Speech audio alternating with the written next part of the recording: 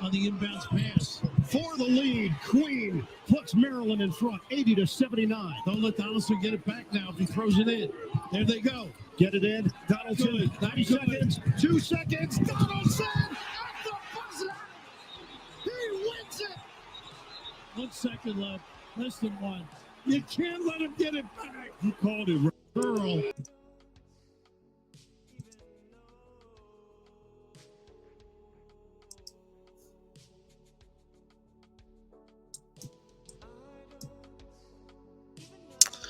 Maryland, after being down by as many as 15 points to Michigan in the Big Ten tournament semifinal, the number 11 ranked Terps, now 25-8, fall to the Michigan Wolverines 24-9. They now are 81-80. God's favorite host, back here with more Maryland content on the Flex Zone podcast. Only place giving you Terps content how you want it when you need it. This is the Flex Zone podcast. Slam dunk that subscribe button, lay up that like button, block that bell like the Terps did in that last play, or stop the ball. And sound off in the comment section. What do you think about this loss? Where do you think the Terps end up tomorrow, Selection Sunday? They will be in the NCAA tournament. They will be part of March Madness. The madness has already started if you watch the game today. But you see the Terps fall to Michigan 81-80 on a Trey Donaldson coast-to-coast, full length of the court layup. But it's the Flex Zone. Let's get into the recap.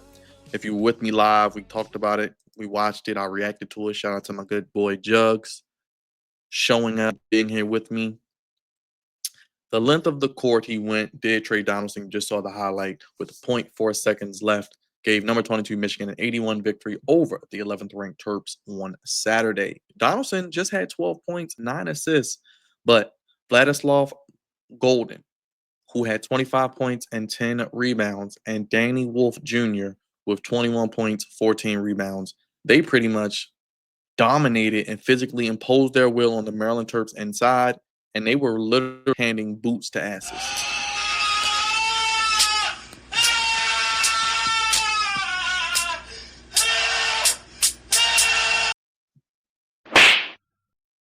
Just knocking them all around in the paint. All around in the paint. And I believe, if I'm correct, let me double check one thing real quick. Yeah. Dusty May was at FAU, comes to Michigan. And remember, FAU went to the Final Four. There was no accident there. So you see exactly what indeed he brings to the table in the toughest conference in the country, potentially in the Big Ten outside the SEC. They will move on, the Wolverines, to face number 18 Wisconsin. John Tonji had a great game. This was a remarkable finish. It was a reminiscent of Tyus Eaton in 1995 and Danny H in 1981, who made similar plays in March Madness this time. Maryland didn't try to foul. Kevin Woolard will take a lot of slack for calling the press. Was it a good decision? Was it a bad decision? I like the fact he brought pressure because anything could happen. You could turn over. They could make a self. I mentioned they would turn the ball over all day. But they adjusted with a lot of motion and movement, and the Terps kind of overplayed it. And it was just no – once he got past that first wave, it was just no stopping him. He was downhill, and he had his eye and tunnel vision on the basket. Derek Queen, though, you got to give him credit. You can love him. You can hate him. You can think he's not a lottery pick. His brother bought his A game today. He finished with a career high 31 points.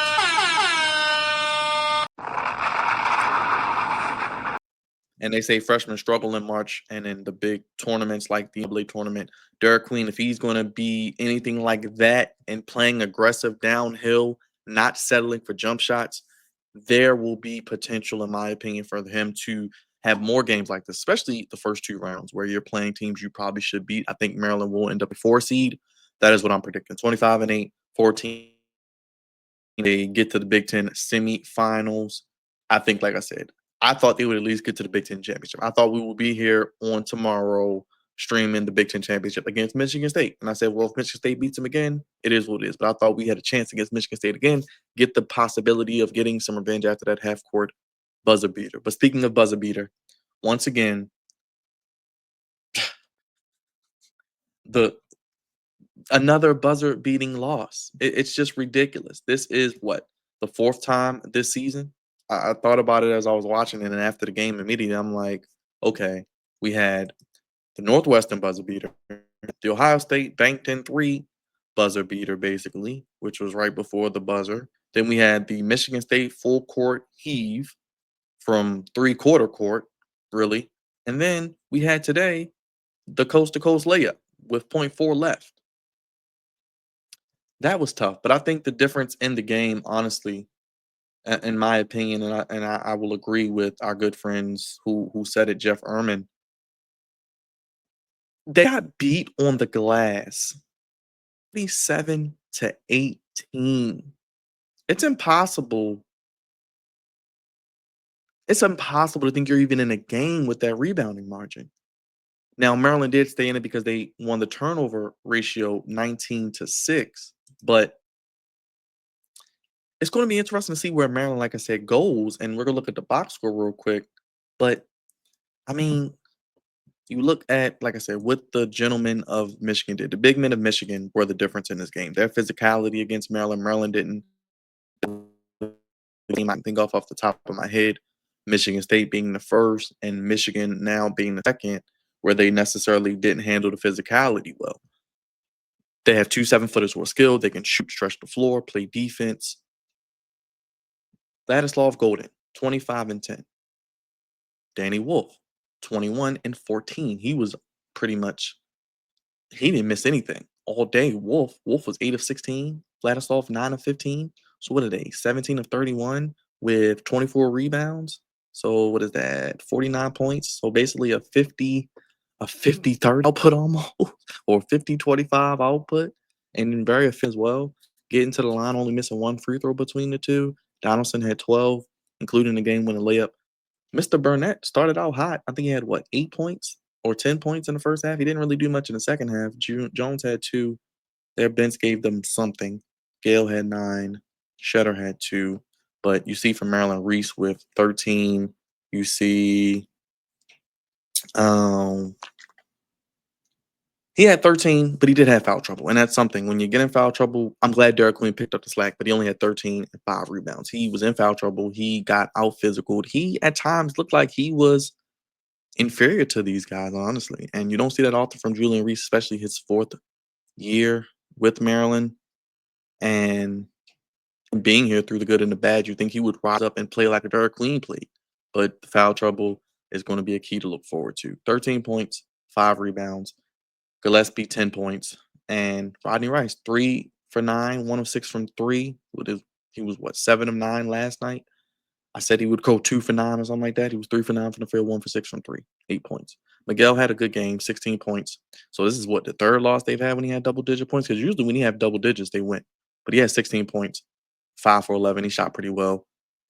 And Maryland was down by as much as 15. They only got 2 points from the bench, so the bench didn't come to play today like they did on last night.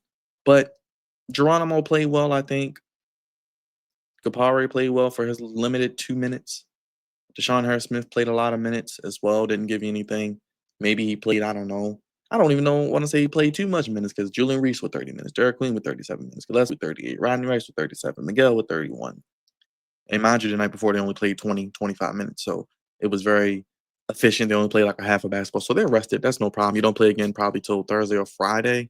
So you have at least Sunday, Monday, Tuesday, Wednesday, Thursday, at least 5 days off before you play. So you'll be fresh again. I think Maryland should clearly win their first game. That's not a problem. I'm not worried about that. But they're going to have to survive in advance. And I'm putting them at a 4 seed.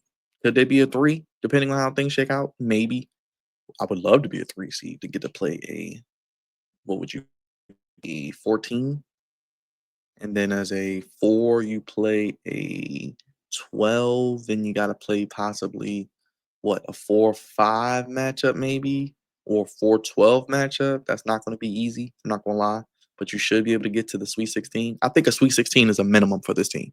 I'm saying at least Sweet 16. I'm probably going to put Maryland maybe at least in the Elite 8 in my bracket, which we will be doing. But you see the field goal percentage, 44.3, 47, 3-point percent. It was pretty much even down the board. I mean, I'm not going to bore you to death with numbers. You watched the stream. I went in depth with all of this. But 47-18 on the glass, the rebounding numbers. And then the turnovers kept Maryland in the game, 19-6. mentioned, Maryland had a 7-point lead, but Michigan was up by 15. I thought the game was over. Michigan fought back as they did last time they played, and they end up falling short on the last second lay-in. It is. And like a lot of people are saying, it was a layup line for Michigan. They had a lot of easy opportunities, they had a lot of easy buckets. They were pretty much running free to the basket, getting easy opportunities in the paint. They were dominating inside. They didn't set up for jumpers. They went at the big men. They weren't afraid. And it is what it is. I'm trying to see if I can find out what Joe Lunardi has for bracket wise for the Terps.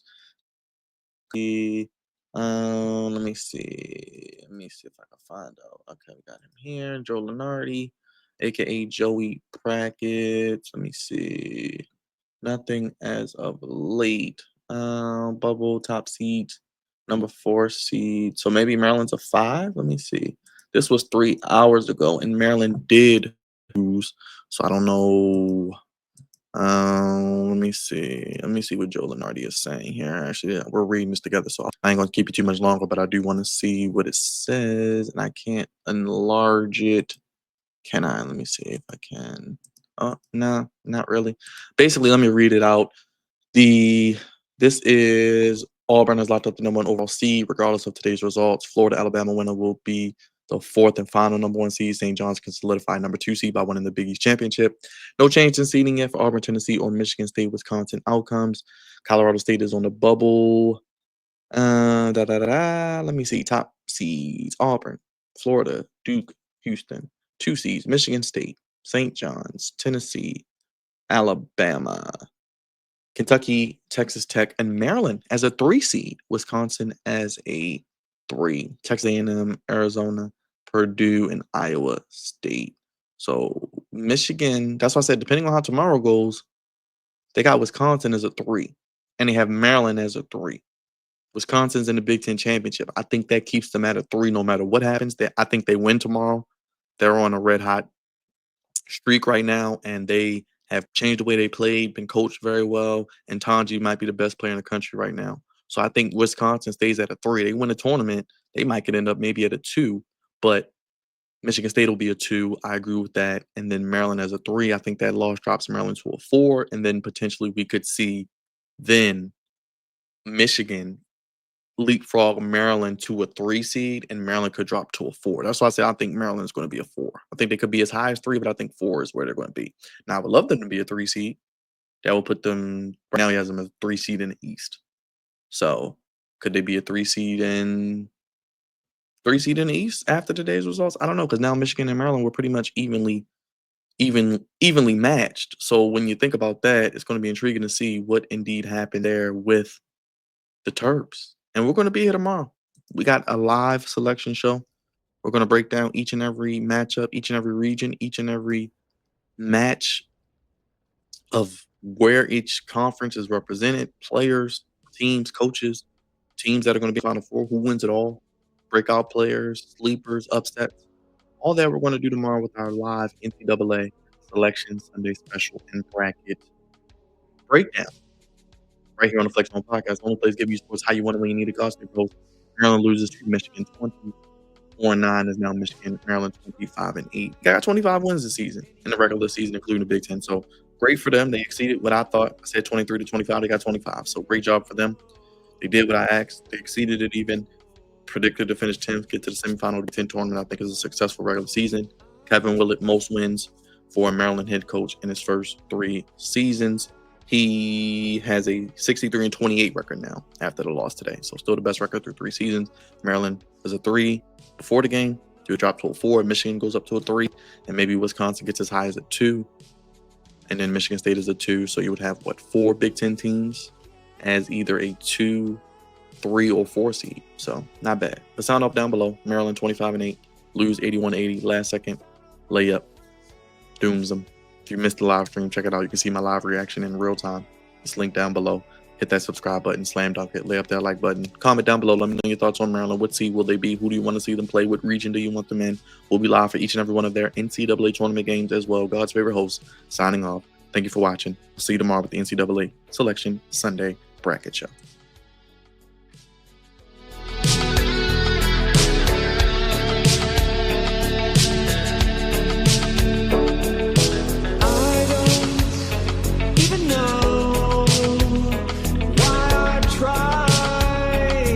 Anymore.